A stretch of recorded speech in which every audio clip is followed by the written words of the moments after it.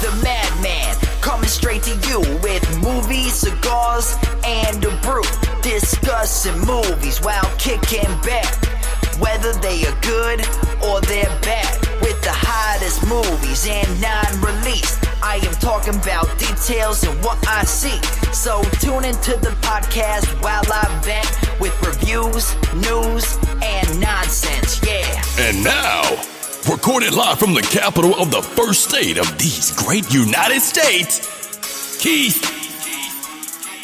The movie I'm going to talk about tonight is actually a movie that is not coming out on the big screen. It's actually, though I did see it as a preview and on a press tour, the movie's actually coming out on demand through Netflix worldwide March 31st. So one of the advantages of having a Netflix release is that they can do a worldwide release rather than, introducing to separate markets at separate times. So this is a movie called The Discovery, and it's written by Charlie McDowell and Justin Lader, who also had one prior credit for a movie that they did together.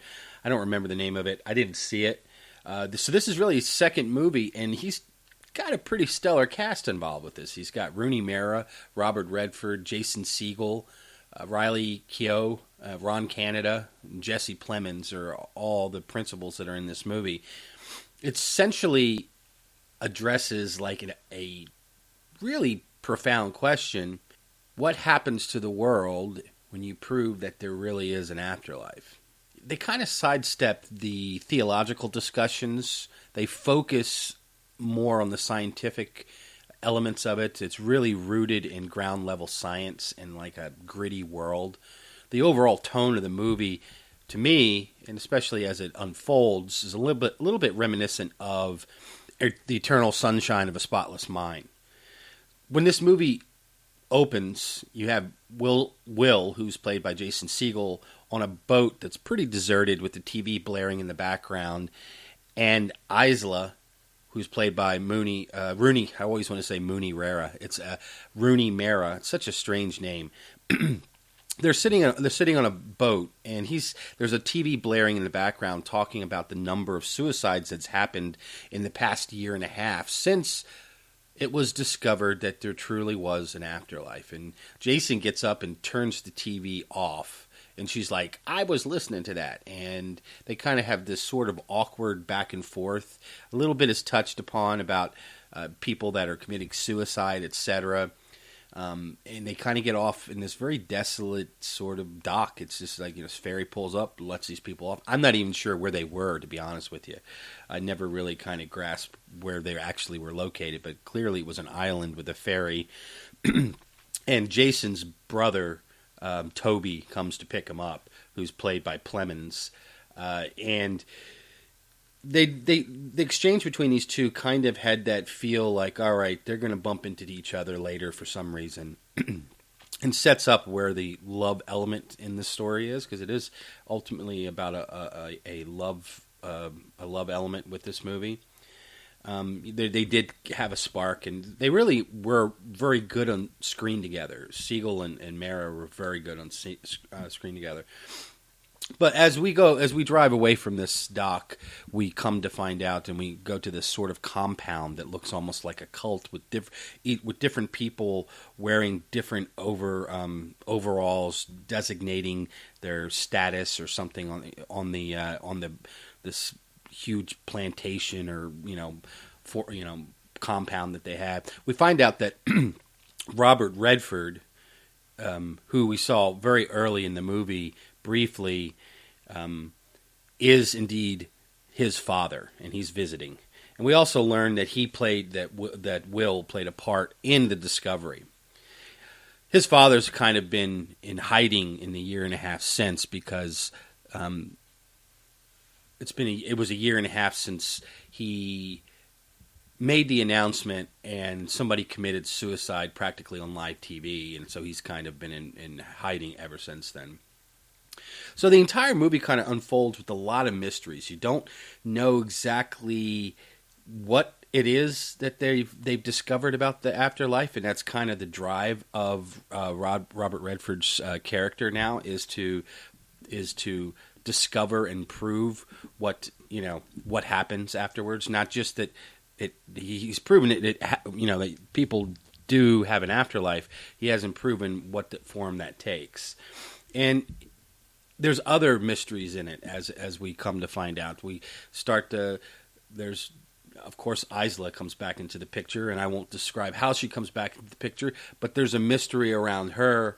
There's a mystery around the mother, the wife of Robert Redford's character, the mother of Will, because you learn that she committed suicide at one point, and you don't quite know what that was, how that intertwines with the movie. And then it seems as it gets further and further along, there's a greater and greater depth, and then you get to a revelation point, which I think was quite well done.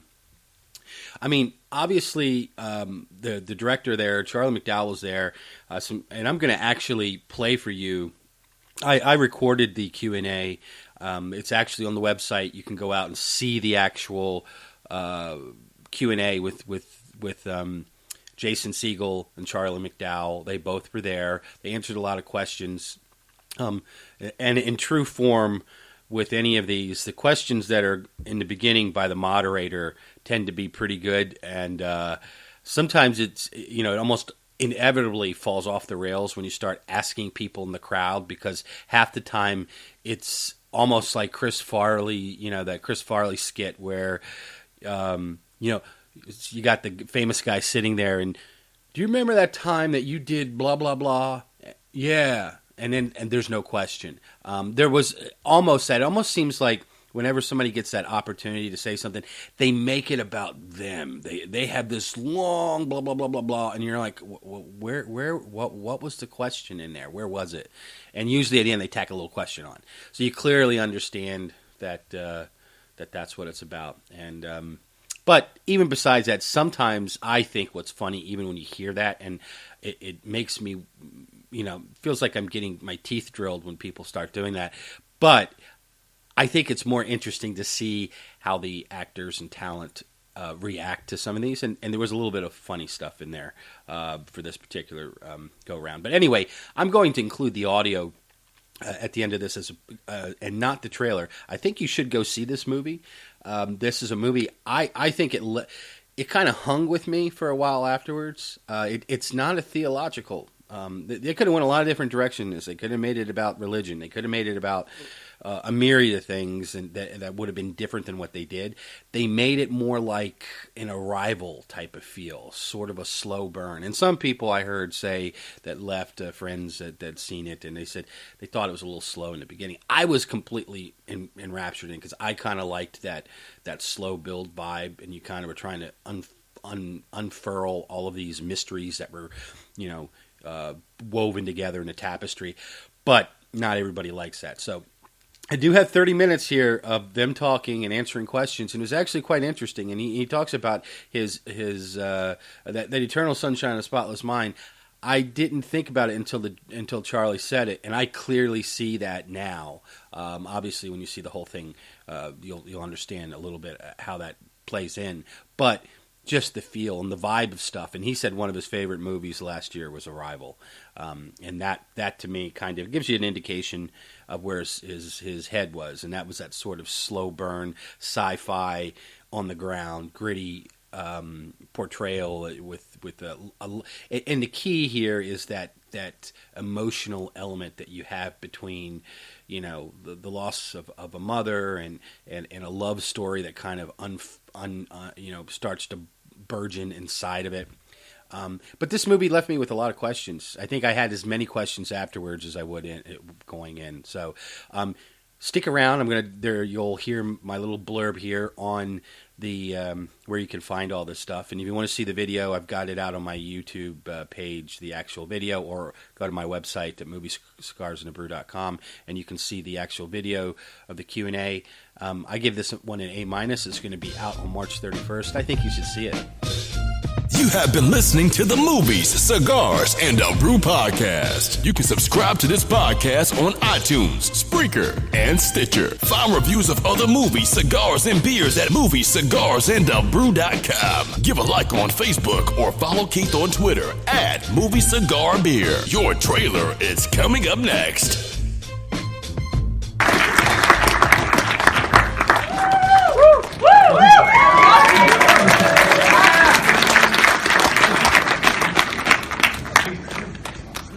Lights I've never.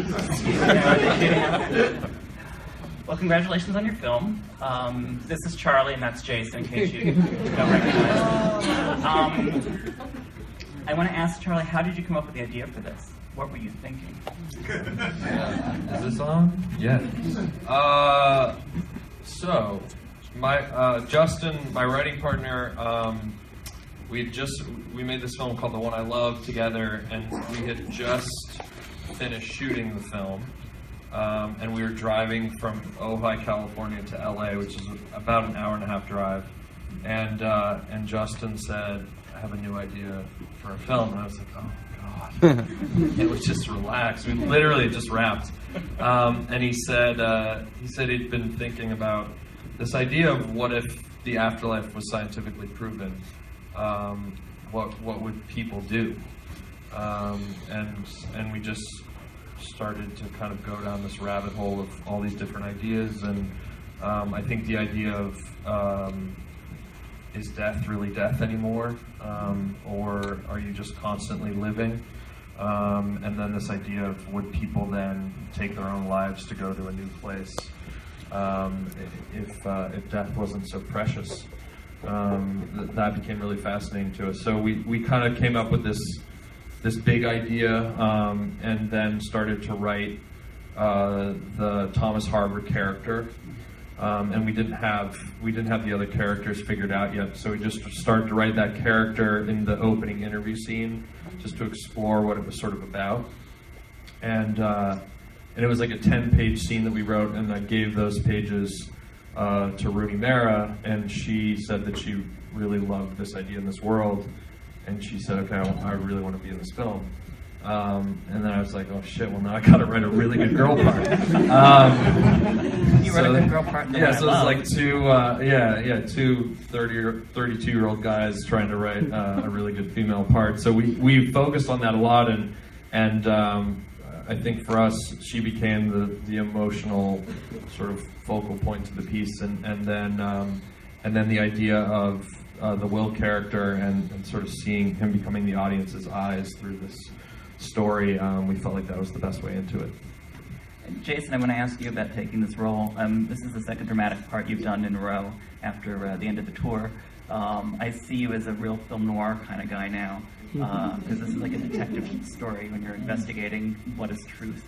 Can you talk about shifting your career from comedy to these more dramatic parts? Sure. Hey everyone, thanks for coming out tonight. Can you hear me okay? Yeah, well, for me, which we were just talking about outside, when my TV show ended, I entered that show at 24 years old, and when I finished, I was 34, and I realized... Yeah.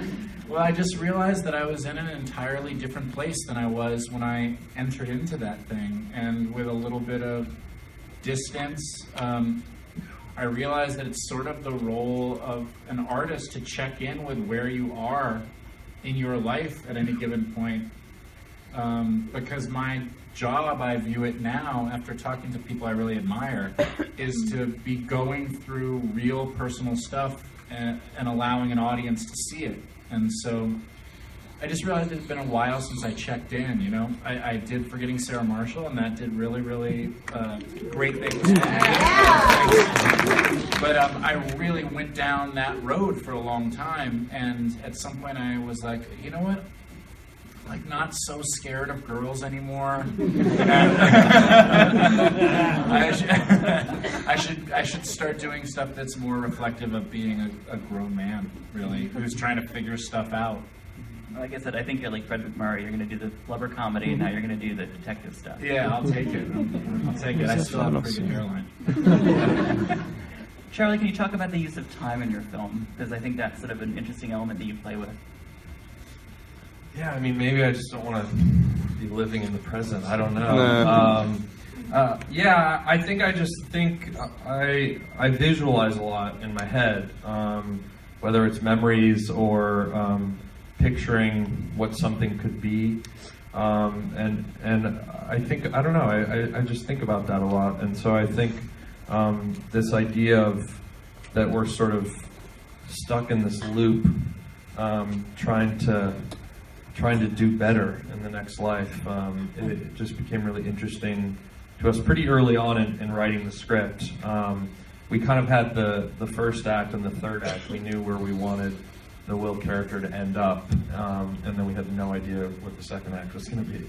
So it was about filling that in. But yeah, I don't know. I just think for me, it's just a place that my mind sort of wanders, and I think, you know, I like to play in this sort of grounded sci-fi space, I guess, which is about, for me, focusing on honesty of character, and letting the sort of sci-fi be the backdrop almost to the world. So, well, it's that reality fantasy duality that you have in the film. That yeah. You're a realist looking at something in a very sort of fantastical, right, you know, or non-linear. Right. Yeah, and I think for me, like, I always want to play with this idea of the audience saying, "What if this happened?"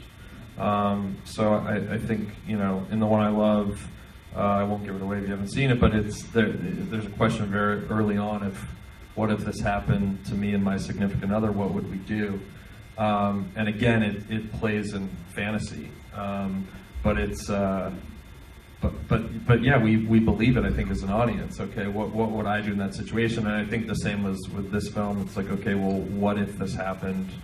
You know, what would my thoughts be? And I think if you keep it grounded, then you can kind of take the sci-fi or the fantasy element as far as you want to take it. Jason, I want to ask you about the morality of the character. He's sort of a voice of reason in the film. He's sort of a moral compass, but then he sort of wavers. What was it like to play that, and what was your process in doing that? Well, it's a really interesting question. Is like, what becomes so important that you are willing to violate your own morality? And I thought that had to be a really compelling love story between Rooney and I, so that when the moment, you've all seen the movie now, I'm not giving it away, when the moment comes to put your money where your mouth is, where the right thing to do is to dismantle that machine, he can't do it, for really what are selfish reasons. Right. And I thought that was a really interesting journey, to have somebody arrive just really sure that the right thing to do was to put an end to something, and finally realize, like, oh, I really relate to what my father has been going through all of a sudden. I'm chasing this for personal reasons, yeah.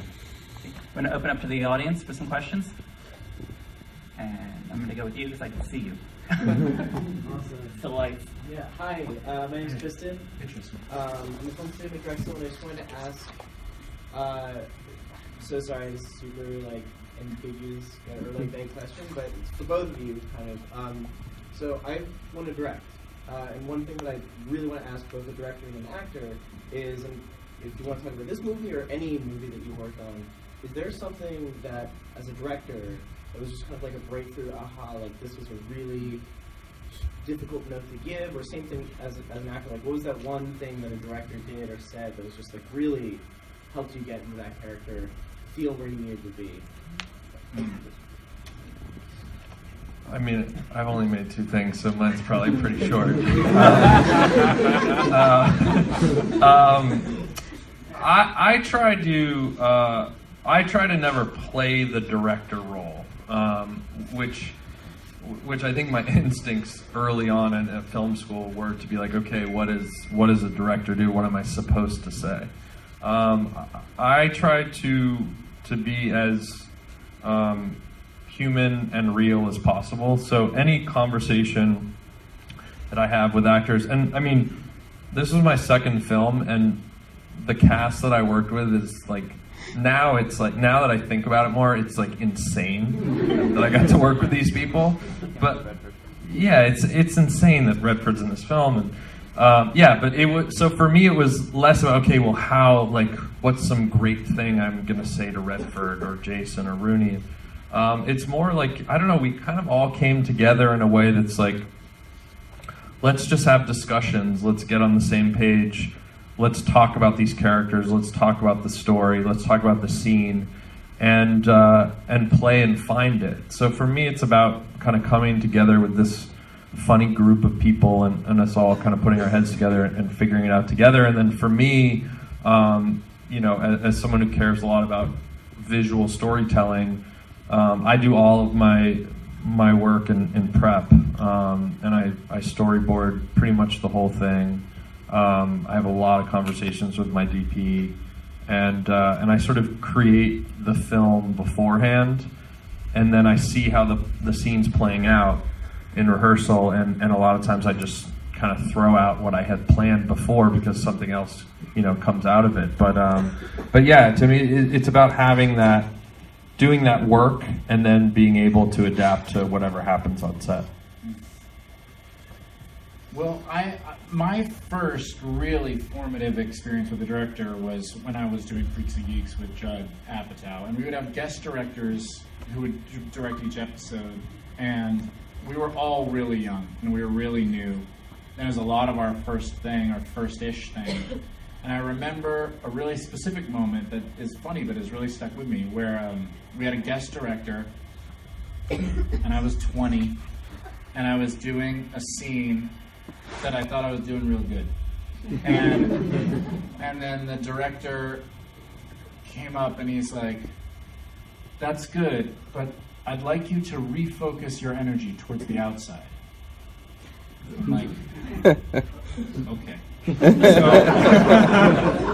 So we do it again, and I'm pretty sure I did it good. And then he comes back, he's like, "That's good, but really, really, refocus your energy towards the outside." I'm like, okay. And then I just hear Judd Apatow, who's also behind the monitors, go, "He means louder."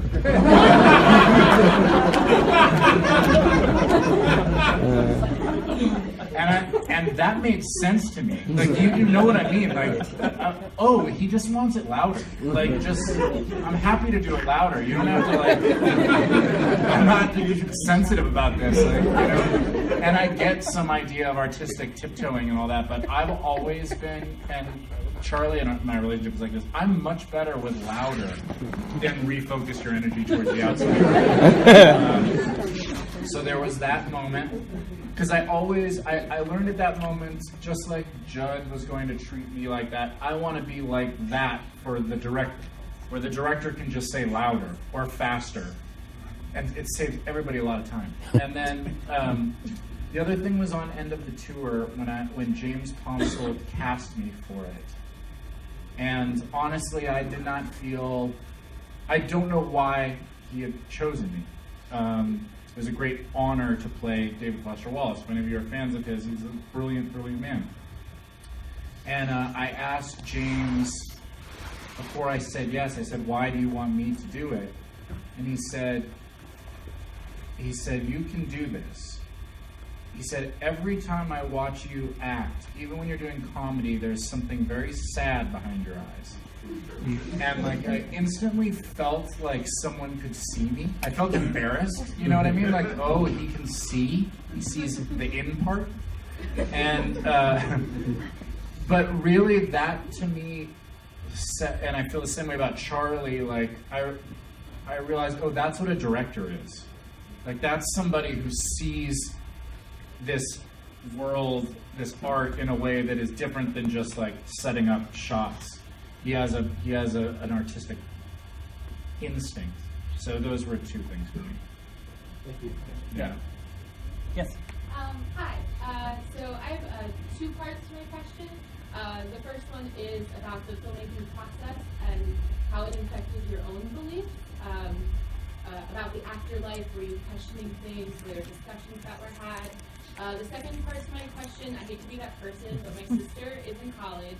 She can't be here. She loves you, Jason, so much. And I was wondering if I could record you saying "I" or something, shouting out my sister. Do you want me to do the second question? Oh, she's not a fan of me. Oh, okay. Sorry. I'll just do the first one.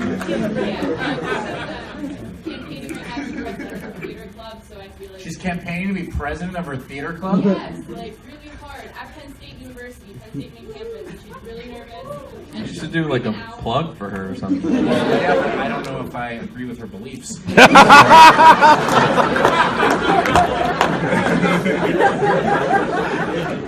what I mean? Next thing you know, I'm on a campaign for... She likes you. Okay. So her name's Christy Fisher. Okay. Are you recording now? You have to say action or something. Hey, Yeah, Christy louder. Fisher. It's going great. Thank you, Jason. Thank you. Sure. All right, but yeah, to both of you though, the idea of the afterlife, and was there any religious talk at all that happened? How did you work on that? Religious talk. Do you want to go first? Is your Jewish mother happy you're a doctor now? Is she happy I'm a doctor? You're a neurologist. Oh, yes. Yeah, that's right. That's so funny. Well, I'll just answer my part, because my part is quick. I think one of the big mistakes, one of the big problems in the world is that we don't all acknowledge that any perspective we have on the afterlife is a guess. Right. That we're all just guessing, and some people are more confident in their guesses than others, but I mean, we just don't know. And so I just really think that all you can do is try to be nice to everybody around you, and then hope for the best. Yeah. In terms of, I mean, of course we had discussions about religion and should that be sort of included in this piece, and we definitely had a draft that started to delve into religion and other things too. I think we had so many different drafts where we go down these wormholes of, okay, well, what do we want to explore? It's such a massive idea. I think religion opened it up even bigger, and I didn't have a strong belief to include religion in this, and a strong point of view of what my belief system is. So I just didn't go into that. Of course, there could be a whole other movie that's about that with this premise, but I feel like if I sort of opened that jar a little bit, it would have exploded. So I didn't go into that very much. But yeah, I did it change the way I view the afterlife? Not really, because I think about it a lot more, I guess is how it's changed. I think for me, my head is so much about having to create something and make people feel something. So it's less about I'm exploring my belief system and more, okay, well, how do I want people to feel after this? What do I want people to talk about after this? And for me, the sort of point of making films right now is I want people to think and question and debate and have different experiences watching this movie. You know, some people will have a clear idea of what they think it means or what the end means, and other people will have a totally different idea. I'm trying to achieve that because I think it makes you think, and I want to bring that into the movies I make. That's important to me. I think you were successful. Thank you very much. Yes. Hi. I just have a question. I know a lot of people here are. Can you hear me okay? Yeah, I just have no idea what you're on. Going into entertainment and things. I was wondering, so we get a lot of advice about getting our foot in the door and being humble and things like that. I was wondering if you could offer some sort of, if you have any weird advice or abnormal advice that we might not usually get that you could offer. Can you raise your hand just so I can see where you are? Yeah, we can't There see you you. are. You're Well, Charlie and I have been talking about this a little bit amongst ourselves and in Q&As, but I would do as much as you can to eliminate the need to ask for permission. You can write writing is something you do not need permission for.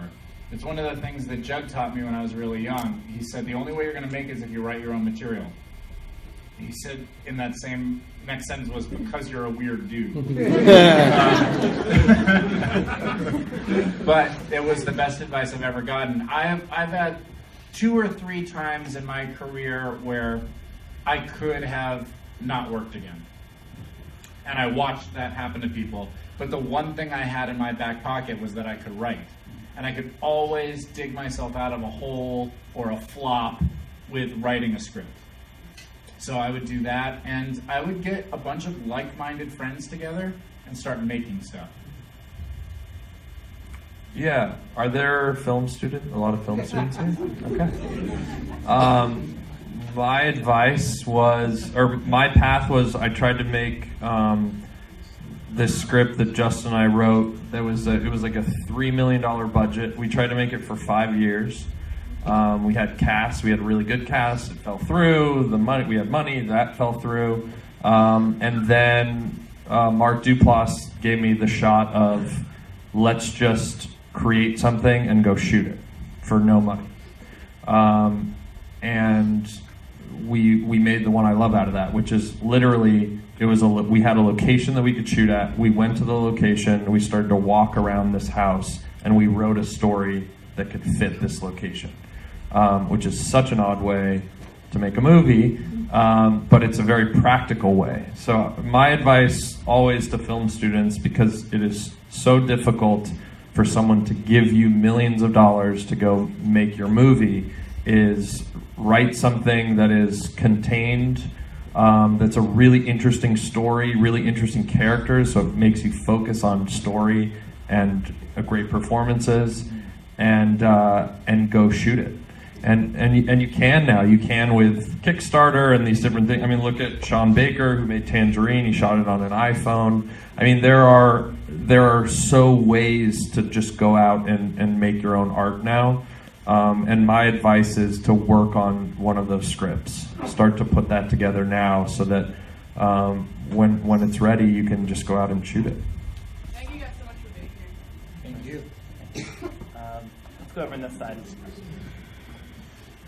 Yes, hand? Go ahead. Oh, hey, good movie, by the way. You got A-minus? A-minus? I'll take it. But what? Why not an A? Yeah, why not a? Right, Yeah, rub. okay. Rub the neck. So I was wondering, given the hyper-sensational reality we live in through Facebook, Twitter, and Snapchat, do you actually think it's possible for a global event such as, 4 million suicides to take place in this reality? Yeah, it was definitely a play on that, because Justin and I don't know, we were just looking at how news spreads now, and it's so fucking fast, and it's so intense, and it hits all at once before facts are even there, and we believe it, and we have strong opinions, and then it kind of goes away pretty quickly. But it's such an intense initial kind of rush, and so that was definitely a play on today's society, and that if the afterlife is proven, but we didn't know exactly where, but it is guaranteed, it's scientifically proven, would people take their own life? And we came up with in the entire world that 4 million people, which sounds like a lot, but is a small percentage of our world, would do that. I'll get you here. Did you always have Netflix in mind as a platform, and did that sort of change the way that you filmed or acted, what were limitations and burdens that you had with Netflix? That's an awesome question. Her question was, did we always have Netflix in mind, and how did it affect our process? No, we didn't. So Netflix came on, I had been talking to them quite a bit in the pre-production process. So the idea that we were going to be working with them was definitely there. But I always shot this with the idea that it was going to be seen on a screen.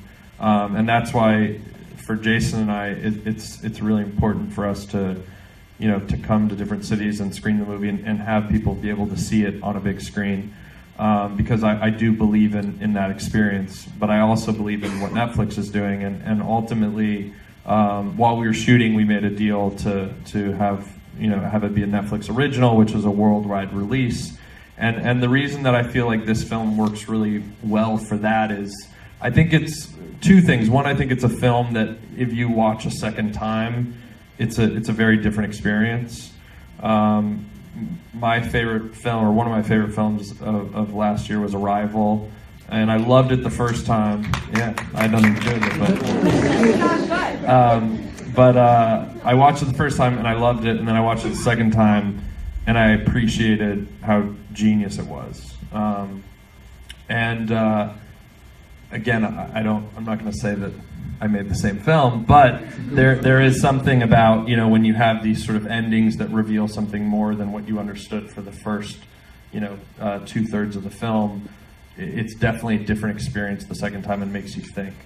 And then also, what's incredible with Netflix is on March 31st, it will go out to 160 countries, all different types of people, different cultures, different ideas, and this is that kind of movie. It's a movie that I think globally, it's a question that we all think about.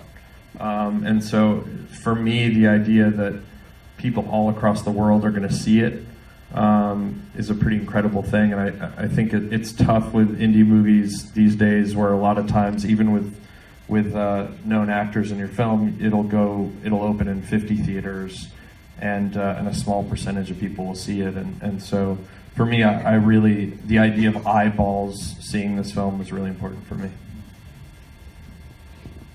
Try and get somebody else in the back. Yes. Okay. It must have occurred to you that there's two ideas to your premise. One is that there's an afterlife. The other is that we can recognize that there's an afterlife. And if that's true, then that means there's no afterlife. Because in fact, there is no afterlife. Life is just continuous. What that suggests is that the big issue is not the afterlife, but what is this life? And I think, interestingly, people are likely, if such a scenario emerged, as you suggest it does in your script, then people would commit suicide. A lot of people would commit suicide because the very fabric of their life will have collapsed. I wonder if that occurred, if that's something like that. Well, I don't know if this is a direct answer to your question, but for me, when I read the script and started tackling the material, there was, as opposed to a lot of what literally is happening in the movie, there was a really great metaphor at play that I really related to. There's this feeling that I have been saddled with my whole life that is a feeling that I might describe as anywhere but here, or anything but this.